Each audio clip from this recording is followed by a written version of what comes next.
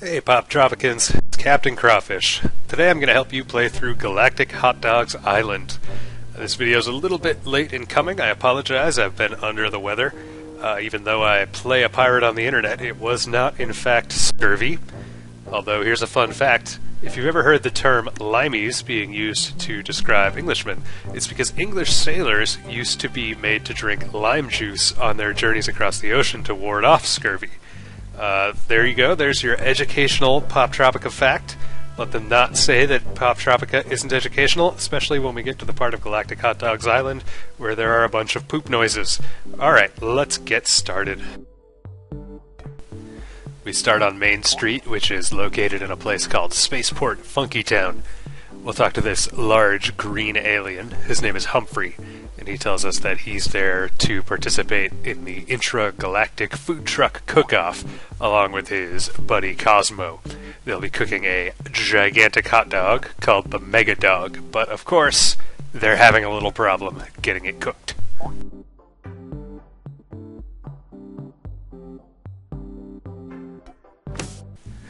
This being Poptropica, we'll head inside the ship. It's called the Neon Wiener, and we'll see if we can't help out. We'll talk to Cosmo. As usual in Poptropica, you don't need to play all of the dialogue options if you don't want to. Only the third one here will move you ahead in the quest, but it's a good idea to read it anyway so you get the full flavor of the characters and of the story. As we talk to Cosmo here, we find out that he's missing the fuel that he needs to run his nuclear hibachi, and without that fuel, he won't be able to cook the Mega Dog and enter it in the contest.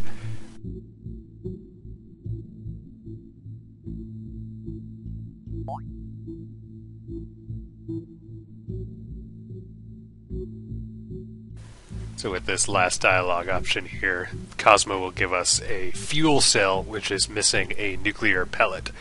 So we have a partial item here. It's missing its fuel source. We'll go try to find that. So we'll head left. I'm going across Main Street here, past the Common Room, past the Galactic Hot Dog store where you can learn more about Galactic Hot Dogs. And to the left is this scene where the food truck cook-off itself is being held. When we get there, we see the evil Queen Dagger chewing out her daughter, Princess Dagger. Once again, there's nothing very quest-critical right here, but these are important characters, so we will go talk to Princess Dagger now just to find out what she's all about.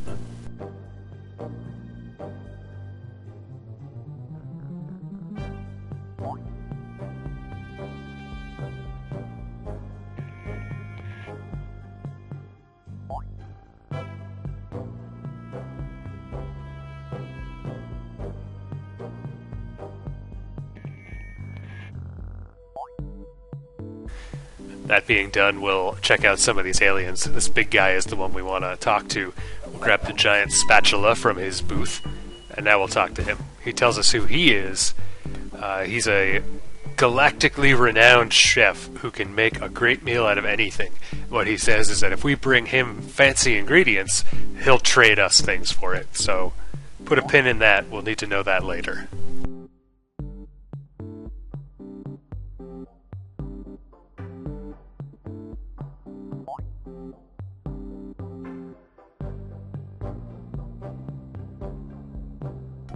Okay, now let's really get to it. I'll head back to this loudspeaker that you saw when we first entered the scene here.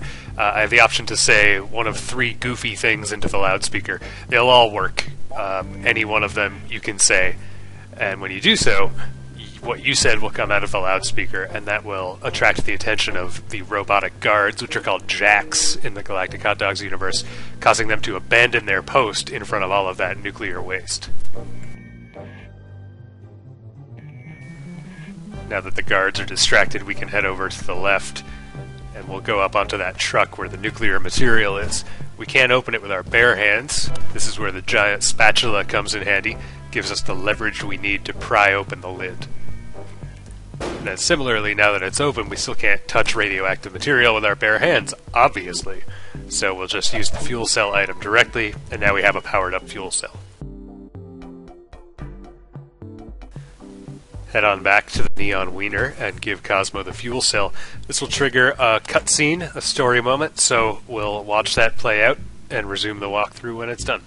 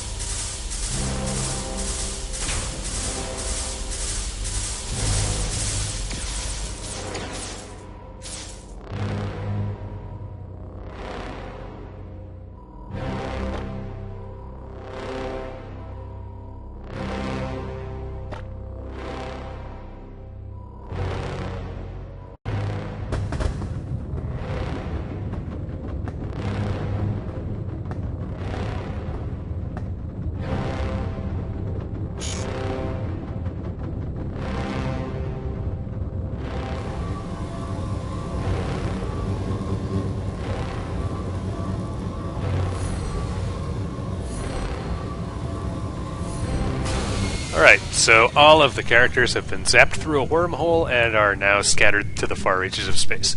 So we'll use our robot friend here, Fred, and use his computer to start searching for them. On this galaxy map, click on any square to try to scan for a radio signal. When you find one, you'll get a transmission from one of the missing characters. They'll give you a description of the planet they're on, what kind of star it's near. So anytime you want to bring that up again, just click on the character's image. And here we see that Princess Dagger's on a red planet near a white star. When we click on the star, we go into this top-down spaceship view, so we'll fly around this solar system and try to scan all of the red planets we see. I guess we could also scan any other colored planets, but that would be a gigantic waste of time. We'll just scan red planets until we find Princess Dagger. Now, there were more than one white stars, so if we don't find her here, we can always go back to the main map screen, and the way you do that is just click the little icon of Fred in the bottom left. And now we'll go to one of the other white star systems and continue to scan the red planets until we get a signal. Having found the signal, we can go straight to the planet, and we'll always be able to fast travel back here again in the future. So here we are on this barren planet where asteroids are flying out of the sky and trying to hurt us badly, but we can also use them to our advantage by having them shatter rocks, as you just saw happen there. It'll happen there too. We'll show that to you in a little greater detail in a minute. For now, I want to just move to the right and try to find out where Princess Dagger is. She's inside this cave. She's clearly trapped, and none of the asteroids will reach there, so I'll have to come back.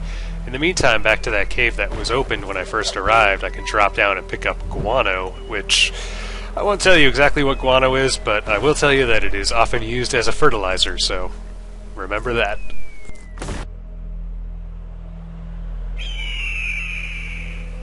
Back to the ship, we'll keep looking for our friends wherever they may be on the galaxy map. You'll notice it keeps track of the sectors I've scanned, where I've found people and where I haven't. It's red where I haven't found anybody, and it's green where I have. So here we find Cosmo. He's on a green planet with a lot of water near a green star. Same deal here. We go into the solar system that looks like the star he described, and then we scan the planets that he describes, and here we find him pretty easily. Once we land on this planet, you'll notice a lot of flying pterodactyl-like aliens. They're going to be our main way of getting around this planet. Anytime you get stuck, you just wait for one to fly by, and then you hitch a ride.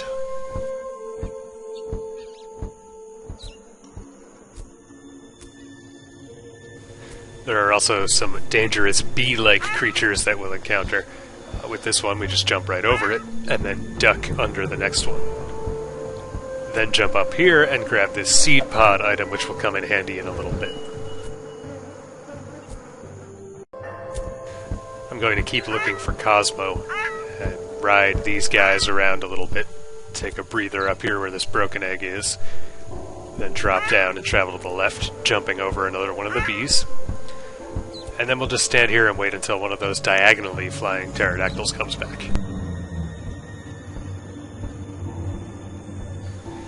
They'll take us up to where Cosmo is. He's trapped in this nest, but we cannot, at this point, spring him. The mama pterodactyl whacks us out of the way. So we're going to have to figure out a way to get him.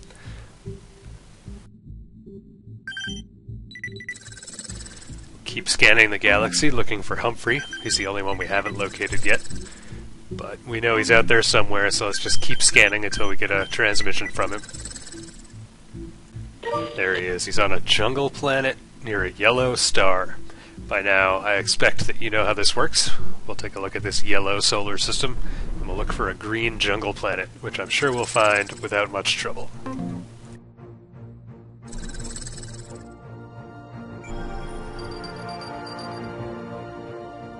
When we arrive on this planet, you'll see some gigantic mushrooms that, when fertilized with this magical guano, will change direction.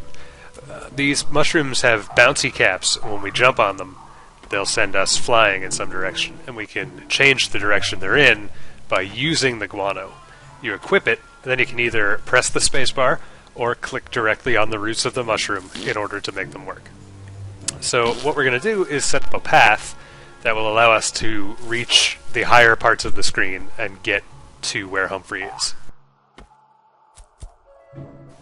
First, we want to reach this platform over on the left, where we'll pick up a piece of fruit. Once again, we'll use this in a minute. We're not going to use it right now.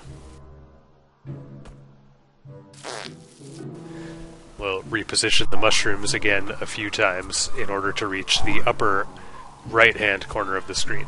You could jump off this platform onto that mushroom to reach it, or if you miss the jump like that, you can also drop off onto this one, and if you keep holding down the mouse button, you'll maintain control through the air. We've got another screen of these magic mushrooms here. There's not much I can say to add to what you're about to see, so just take a look to see how to get through this.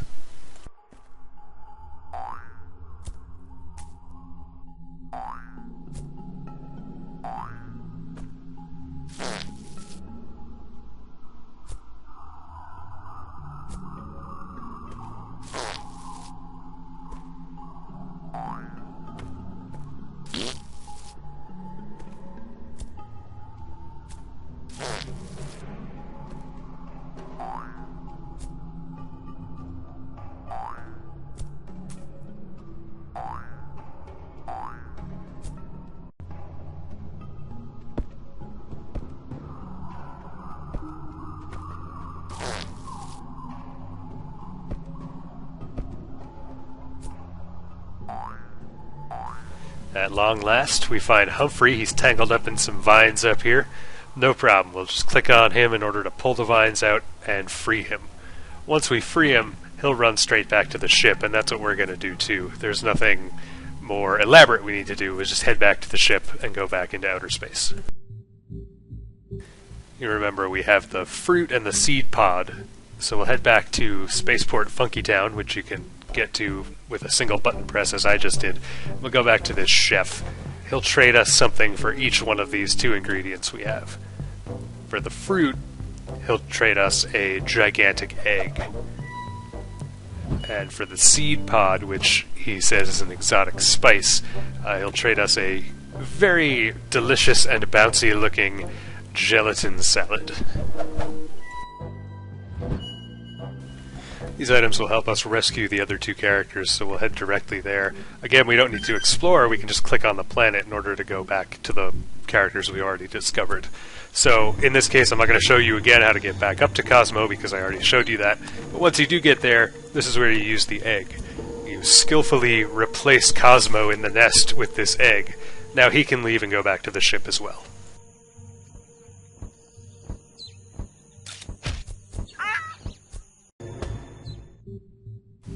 We still have Princess Dagger left to rescue. We'll head up to Fred and then warp straight to the planet where she is. This one will take another interesting approach. Here we equip the gelatin salad and hold it above our heads. Now the asteroids will bounce off of the salad. And we'll be able to use this to our advantage to shatter all the rocks that are in the way, but under that overhang where the princess is trapped.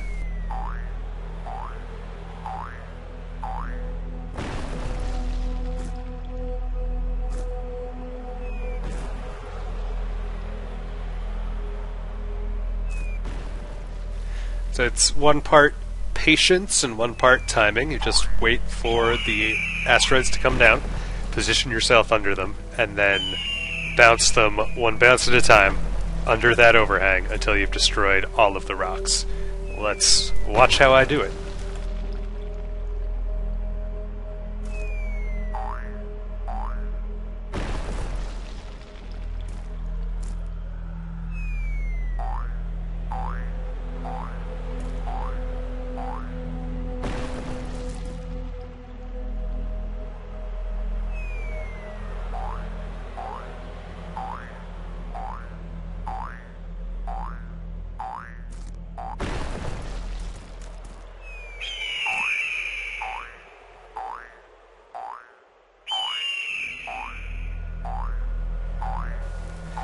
Alright, Princess Dagger is free. Now, all three characters are free. You don't have to rescue them all in a particular order, but once you get all three of them back on the ship, they'll talk about having seen some rather odd visions when they each went through the wormhole. We're not sure exactly what that means at this point, but by talking to each one of them after this conversation happens, you'll discover that each one of them holds one key piece of information. She knows what row of the intergalactic map this key that you're looking for is. Cosmo knows what color planet it's near, and Humphrey knows which column it is in the galactic map. So with all three of those pieces of information, we can hunt for this very important key that we're looking for. So pick this red star. You may not know exactly what you're looking for, but when you find the right place, we'll see something very unusual. This is the Lost Triangle. It is the graveyard of outer space, which is too dangerous to go into in your ship, so you will head out in a jetpack and try to fly through it. The way this game works is that anytime you press the mouse button, you'll turn on your jetpack and go up. When you let go of the mouse button, you'll start drifting downward. Now all this debris is flying by you, so you need to sort of arc your way over and under all of this stuff until you get to the end of this level.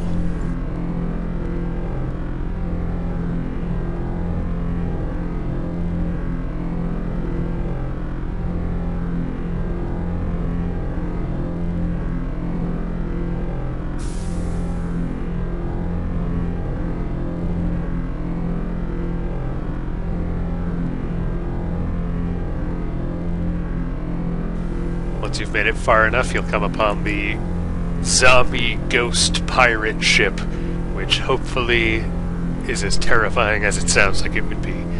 On this ship, we're going to look for the three pieces of the maposphere, and along with this gooey head, we'll find the first piece of the maposphere.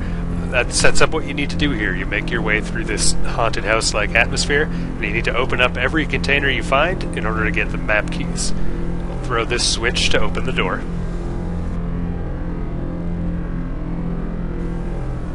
There's another locked door, so we'll head to the right and go downward to throw another switch. Back up and around. And that's not terrifying at all. I'm not sure if I want to open this or not. Oh! Big mistake. Still need two pieces of the maposphere. Gonna have to keep looking.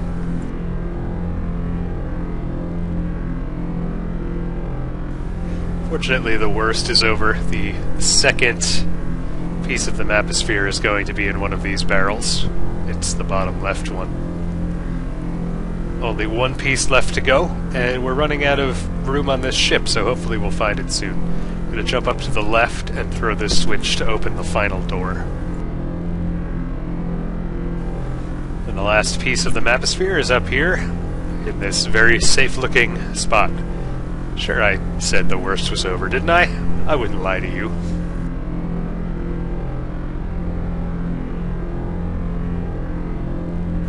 I had to mute my microphone so you wouldn't hear me shrieking. Just retrace our steps and go back to the ship. We have the entire maposphere, everything's great, except we're about to get attacked by the Queen's Armada. Now there's only one thing to do. Let's press this big red button that is marked for emergency use only. What does it do but dump an entire space truck load of hot dogs into outer space, gumming up the Queen's Armada and allowing us to make a clean getaway. That's the end of Galactic Hot Dogs Island on Poptropica. If you want to read more adventures of Cosmo, Humphrey, and Princess Dagger, the book Galactic Hot Dogs, Cosmo's Wiener Getaway is coming May 5th, 2015. As always, thanks for watching this video. Thank you for playing Poptropica.